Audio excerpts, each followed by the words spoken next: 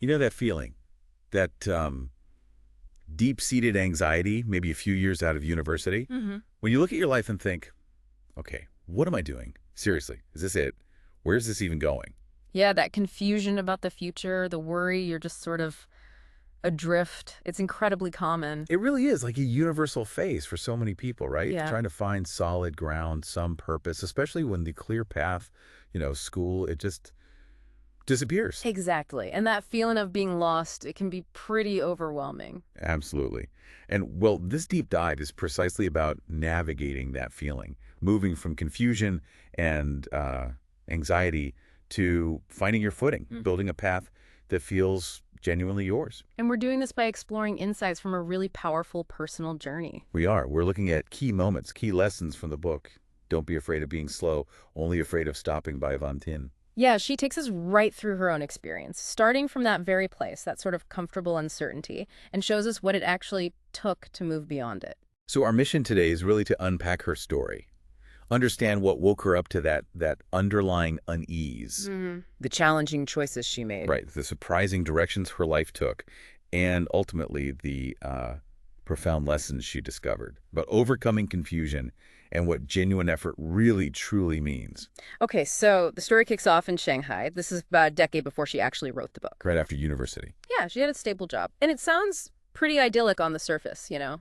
A well-established company. Supportive colleagues. Right, colleagues who felt almost like family, a good environment. It seems perfect. And she talks about being satisfied initially, right? Yeah. Just grateful to be independent, earning a modest but, steady salary. Peaceful life, no big dramas, just a comfortable routine. Again, Well, as the years went by, she suggests maybe around the 5-year mark, give or take, that initial satisfaction started to fade. replaced by something else. Yeah, a growing sense of unease, anxiety, really. What sparked that? I mean, if everything seemed okay on the outside. Well, she started to see the reality of her situation a bit more clearly, I think. How so? The comfortable routine, it wasn't really leading anywhere significantly different. Her salary was moderate, which meant, limited savings. Right. No real prospect of buying a house or a car anytime soon. So she started to worry about her future. Like, how could she possibly keep pace or advance in society with so few personal resources? Okay. So the comfort wasn't really security at all. It was more like Yeah. stagnation masked as peace. Exactly. And then she had this crucial realization, her ease, her comfort. It wasn't really down to her capability. It was the company. It was the strong foundation of the company. She wasn't being challenged, wasn't really building her own intrinsic value or skill. She was just sort of leaning on the company's strength, not developing her own. Precisely. Yeah. And the core fear that really hit her was, what if that external support just vanished? Yeah. What if the company didn't need her anymore? What skills, what resources, what personal strength would she actually have to rely on? She writes about literally breaking out in a sweat, just thinking about being left to fend for herself with nothing but that comfortable, untested routine behind her. Wow. That moment of realizing your external stability isn't matched by internal resilience. Yeah. That's powerful. Have you, listening, ever felt that disconnect, that quiet fear that the comfortable path you're on isn't actually building something sustainable for you? It's definitely a question that can push you to make changes. And for Vantine, well, it led to a decision that pretty much shocked everyone around her. She quit the stable job, Yeah. just walked away. Which, as you can probably imagine, was met with a significant resistance. Big time. I bet friends, family. Her friends were just astonished, like, why leave a job others worked years to find? Yeah. And her family was strongly opposed. Yeah, the conventional wisdom. Exactly. Emphasizing how crucial a steady job was, especially for a woman back then, questioning the sanity of just leaving everything for this completely uncertain future. It's the total opposite of what society usually tells you to do, right? You'd expect that leap into the unknown to be incredibly stressful, panic-inducing even. That's what makes her description of what happened right after so striking. What did happen? She says that the very first night after quitting, she slept soundly. Like, really well. No way. Yeah. The constant hum of anxiety that had been with her for years just disappeared, vanished. Wow. So the decision itself brought the peace, not finding a new path immediately. It seems like it. It suggests the anxiety was tied more to the fear of staying stuck and untested rather than the actual fear of the unknown future she was choosing. That makes sense. So with that weight lifted, she turned her focus to writing, something she'd only done, occasionally before. And she didn't just dabble, did she? She approached this with serious discipline. Well, she really did. She set this non-negotiable rule for herself. Write at least 5,000 characters every single day. Whoa. And if she missed a day, she had to make it up. She knew that without an external boss or structure, that self-discipline was absolutely paramount. She had to be her own boss. And a strict one. She was incredibly strict with herself to avoid, as she put it, falling into laziness. That kind of self-imposed structure is a huge challenge for anyone. So how did the writing actually go in those first years? Did it take off? Well, her books did get published, which is definitely an achievement in itself. For sure. And the income was apparently enough to live on, but none of them became, popular hits, breakout successes. So disappointment set in. Naturally. You pour all that effort into something, you take this huge risk, and the immediate, big win isn't there. That's gotta test your resolve. Absolutely. Did she start to doubt the decision? She did. After about a year, she says the initial enthusiasm started to fade, and that familiar self-doubt began creeping back in. Questioning everything again. Yeah. Was writing truly her path? Did she actually have what it took to succeed? All those thoughts. And it was around this time, wasn't it, that her brother offered some crucial perspective? Yes, he sounds like a very insightful guy. He reminded her, look, you've only really been trying this for a short time, just a year. Compared to others. Right, compared to many writers who struggle for maybe a decade or more before seeing any significant results or even getting published at all. He pointed out that simply getting published was a notable achievement. That's a good point. Perspective. And he gave her this really powerful insight about effort itself. What was that? He basically framed it like this. Effort doesn't guarantee success, obviously, but it absolutely creates the opportunity for success. Without it, the chance is zero. Exactly. If she stopped writing, there was zero chance of her books becoming popular. If she kept going, well, the chance still existed. Success, he emphasized, just takes time for most people. It doesn't usually happen overnight. That reframing effort, creating opportunity, not guaranteeing outcome, that must have been vital when she was wrestling with all that doubt. It makes you think, how do you maintain faith in your direction when the results aren't immediately validating? Where do you find those sources of perspective or support during those tough, uncertain moments? It's such a critical question for anyone pursuing a challenging goal. And, despite that encouragement from her brother, the writing process, with its inherent uncertainty and that constant pressure of hoping for a breakthrough, it still left her feeling maybe a bit unsettled, perhaps lacking broader experience. Which then led her to make another pivot, one that seems, honestly, even more surprising than quitting your job in the first place. She decided to start a jade business. Jade, like jewelry and carvings. Yeah. Her motivation apparently came from a childhood fondness for jade and its deep cultural significance in China. Okay, now this feels like a completely different level of risk compared to writing. Oh, absolutely. Writing, if it fails, you maybe just stay unknown, right? But business, that means putting actual capital on the line. Investment. Precisely. This required significant investment, advertising, dealing with suppliers, customers, and it carried the very real risk of substantial financial loss. Yeah. While writing might have been seen by some as sort of an elegant or intellectual pursuit, starting a hands-on business like this probably brought a whole different kind of scrutiny and concern from the people around her. But she didn't let that stop her. Yeah. Once she decided. She states it very clearly in the book. Once she made up her mind, other people's objections were basically useless. That internal resolve was just locked in. So how did the business actually get off the ground? Was it tough initially?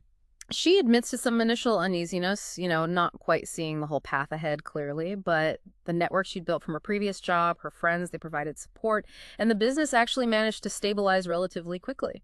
Okay, so she's juggling this new demanding business venture, and then kind of out of the blue, her writing path takes that totally unexpected turn. Yes. About a year after starting the jade business, her book, How Much Are You Worth?, became an absolute phenomenon. Phenomenon how? It sold over 1 million copies. 1 million. Wow. Okay, that's not just success. That's like launching into a completely different sphere. It was massive, huge. And the impact just cascaded immediately. The book's success dramatically raised her public profile, made her well known. Which I imagine had a direct, very positive impact on her new jade business. Oh, tremendous. Demand for her jade products just exploded. Yeah. She talks about things frequently selling out within a week of listing them. Crazy. This intense workload meant her focus became laser sharp. It had to be. Entirely on efficiency, time management, there was simply no time left for idle thoughts or dwelling on past worries or future anxieties. She was just doing. Her entire life must have felt completely different, almost overnight. And there's that fascinating little personal anecdote she shares about her marriage that really captures this shift, isn't there? It's very telling, yeah. She talks about how, before all this success, she was always the one initiating these long phone calls with her husband. Sometimes, like 20 minutes or more, just chatting. Okay. But as her businesses boomed, the dynamic completely flipped. Now he was the one calling her. And the calls were much, much shorter, usually under 10 minutes. Because she was too busy. Yes. She even found herself occasionally complaining about him interrupting her when she was trying to work. Huh. That image just perfectly encapsulates how busy and central her work had become in her life. What was his reaction to this rapid change in her? She says he remarked on how quickly she'd transformed, how different she seemed, but also, interestingly, she notes that he simultaneously started treating her better. Huh. That external success, forged through taking risks and putting in serious hard work, clearly reshaped not just her daily reality, but even her personal relationships. It makes you wonder, what does it actually take to lean into a potentially risky new path like that? And how might that kind of significant external success fundamentally alter your day-to-day life, your dynamics with others? It really shows the transformative power of action, doesn't it? And seizing opportunities when they arise. But her journey didn't stop there either. No. She then entered a new phase, one that brought kind of a surprising paradox with it, right? Yeah, she formed a small team, hired people to help manage the workload from the book and the booming jade business. Okay, that makes sense. Delegate. But counterintuitively, this didn't just alleviate the pressure. It actually ended up creating more free time for her than she'd had in ages. More free time after that period of just intense, nonstop work. How did she react to that sudden space? Was it a relief? Actually, no. She felt uncomfortable. Yeah. She'd become so accustomed to the constant activity, the growth, the problem solving, that pure leisure felt unnatural. Almost unsettling, she describes it. Interesting. So what did she do with that discomfort, that extra time? Yeah. She didn't just sit back. Definitely not. She leveraged the public platform she'd built through her writing success to expand online. Creating online community. Exactly. She created online groups and started offering courses. Things like the ones focused on personal growth or emotional intelligence. I think I read about those. Yes. Programs like Vuntin Growth and 30 Days Cultivating Emotions. Her existing platform, her name recognition, obviously made these initiatives very accessible to a wide audience right away. And were these online ventures successful? Did people sign up? Hugely successful. She mentions the very first emotional intelligence course attracted nearly 1,700 signups, which, she notes, is a really significant number in that online course space. Wow, yeah. And she committed to this rigorous teaching schedule, teaching almost daily herself and also inviting other educators to come in and contribute as well. So what was the impact on the people who actually joined these courses? Did they get results? She shares some really inspiring stories of students achieving tangible, real-world success after taking part. You know, getting promotions at work, launching their own businesses. That's fantastic. Some even eventually ended up joining her own team. That kind of ripple effect is amazing. But she also points out something really interesting. She felt that she herself was the primary beneficiary of all these teaching ventures. How did she figure that? Well, she explains that the actual act of teaching forced her to constantly stay sharp. She had to update her knowledge continuously, maintain really high energy levels day after day. Yeah, teaching takes a lot out of you. Right. And it refined her ability to express complex ideas clearly, to react quickly to questions and discussions. But crucially, she says, it cemented these incredibly disciplined habits and routines deep into her daily life.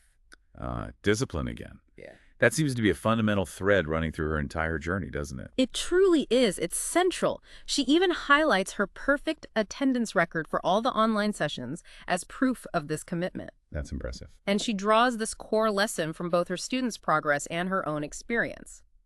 Building discipline is arguably the key element in becoming wealthy. And not just wealthy in financial terms, right? Exactly. Yeah. Wealthy in capacity, in resilience, in having control over your life and your time. That connection she makes between discipline and a much broader sense of wealth is a really powerful insight. It makes you think, how can committing to something like teaching or sharing knowledge, something seemingly focused outward on others, end up being so fundamentally beneficial to you? And what role does that discipline really play in achieving your goals beyond just, ticking off tasks? It's all about building that internal capacity, that inner strength. And all of these experiences, they really circle back to that initial feeling of confusion she started with all those years ago. So, okay, looking back at her whole past from that comfortable stagnation through the scary leaps, the writing, the business, the teaching, what's her core advice for someone who's deep in that fog of confusion right now? Her advice is actually strikingly simple, very actionable. It's think less, do more. Think less, do more. Why does she believe we get stuck in that confusion in the first place? What are the roots of it? She really pinpoints two main causes as she sees it. First is a genuine lack of clear goals, and she attributes this often to, well, a kind of laziness. Laziness. Yeah, avoiding the hard, necessary work of self-reflection, kind of hoping someone else will just hand you the map, Right. Waiting for someone to tell you what you should do with your life. Exactly. And the second main cause she identifies is having goals, maybe even knowing what you want, but lacking the motivation to actually act on them. The knowing-doing gap. Precisely, which she describes as an unwillingness to actually change the unsatisfying state you're in. So you end up overthinking everything, analyzing endlessly, and doing very little to move forward. But she doesn't see confusion as just purely a negative state, does she? There's potentially an upside. No, she suggests that confusion can sometimes be a positive signal, a sign of underlying passion, actually, a desire for something more, an unwillingness to just settle for a mediocre or, comfortable but empty existence. That means you're still searching, still asking questions. Yeah. It means you haven't given up on finding something meaningful. She has a particularly vivid quote about the nature of confusion itself, I remember reading. She does. It's quite powerful. It's something along the lines of, confusion is when you want what is difficult, but are only willing to do what is easy or superficial. You want sunshine, but you want to avoid the rain. She basically sees it as this gap between our often boundless desires and our currently limited abilities or willingness to act. And the solution? The solution, she says, is to, quote, befriend hardship and start taking small, tangible steps. Even if they feel insignificant or unglamorous at the time, just start moving. Befriending hardship. That really resonates with the whole idea that growth only comes from challenge, doesn't it? It makes you ask yourself, are you caught in that cycle? Overthinking and underdoing. What's one small, maybe totally unflashy step you could take today, right now, to start moving through the confusion instead of just sitting in it? It's a necessary challenge to pose to oneself, and this really brings us to a key part of her message. Why bother with all this effort in the first place? Especially if the goal isn't necessarily just about chasing money or status symbols. Yeah, this came up specifically in a conversation she had with a friend, right? The friend questioned why she worked so incredibly hard, only to potentially return to a simpler life in her hometown eventually. Exactly. The friend pointed out, look, the simple, peaceful retirement life you sometimes talk about envisioning, it sounds a lot like the life you could have had by just staying put in your hometown in the first place. So why all the struggle? Why all the striving? It's a fair question on the surface. What was her counter-argument? Her core argument was that the fundamental difference is choice. Yes, effort doesn't guarantee one specific outcome, like becoming a millionaire or famous or whatever, but what it does do is vastly expand your options in life. It gives you the power to choose your path. So choosing whether to live in your hometown, or a big city, or even move abroad. Precisely. Without putting in that effort, without building those skills and resources, you lose that crucial power of choice. You're essentially confined by your current circumstances, whatever they may be. That concept of effort leading to expanded choice is brought to life so powerfully by that story she tells about her fisherman relative. Oh, it's a very impactful story. This relative initially genuinely felt his simple life wasn't fundamentally different from the lives of the wealthy businessmen he sometimes fished with for fun. He didn't see the big deal about money. Not really. He saw money mainly as bringing headaches, people asking for loans, complicating things. He figured, look, I eat, they eat, I fish for a living, they fish for pleasure. Where's the massive difference in our day-to-day? But then a crisis hit. And revealed the hidden difference, didn't it? Absolutely. His father became seriously ill, needed expensive medical treatment, very expensive. And they didn't have the money. The family quickly burned through their meager savings. He had to start borrowing from other relatives, feeling immense shame, but even that wasn't nearly enough. It got to the point where, facing financial ruin, his mother actually suggested they might just have to give up, saying they couldn't bankrupt the whole family for an uncertain medical outcome. Oh, man. That feeling of helplessness must have been just devastating. It was. He realized with this brutal clarity that his lack of financial resources meant he literally couldn't do everything possible to save his own father. His hands were tied by money. What did he do?